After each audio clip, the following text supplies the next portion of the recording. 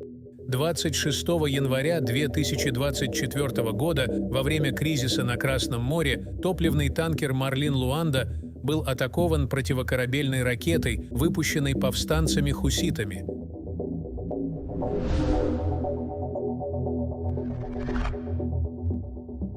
«Марлин Луанда» — это топливный танкер, построенный в 2018 году на верфях New Times в Китае.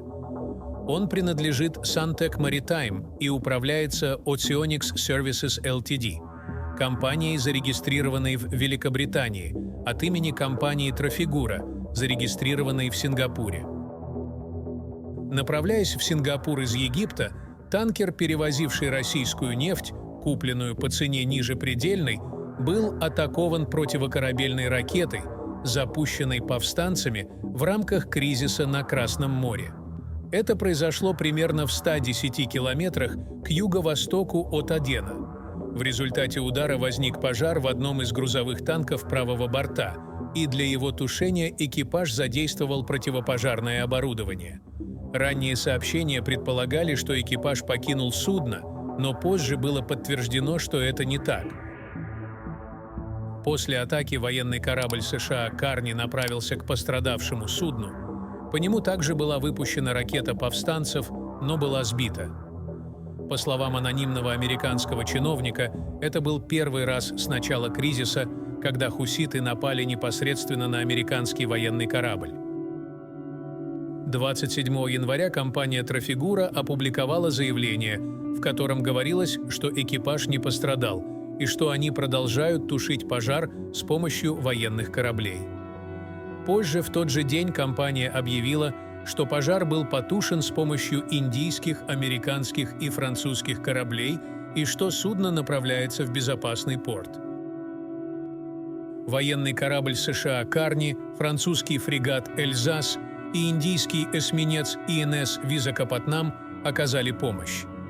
10 моряков ВМС Индии со специальным противопожарным оборудованием поднялись на борт и тушили пожар вместе с экипажем «Марлин Луанда», состоящим из 22 индийцев и одного бангладешца, в течение 6 часов.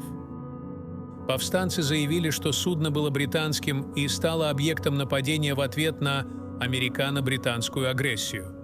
Компания Trafigura объявила, что оценивает риск дальнейших рейсов через Красное море после атак, в то время как танкер Free Spirit, перевозивший сырую нефть, развернулся, чтобы избежать входа в Аденский залив вскоре после атаки. До нападения большинство нефтяных танкеров продолжали следовать через Красное море, за исключением Qatar Energy.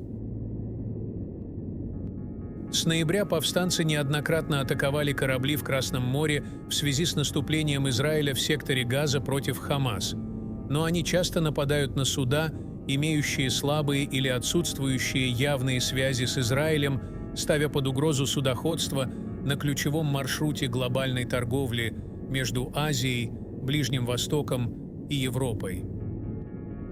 Китай, который полагается на морскую торговлю через этот регион, призвал к спокойствию.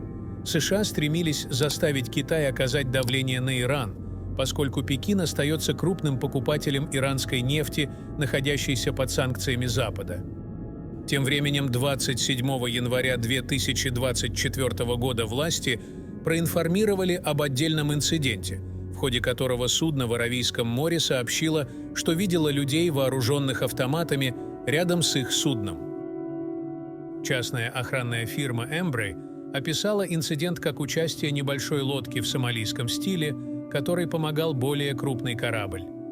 По мере эскалации нападений хуситов растет и число предполагаемых сомалийских пиратов.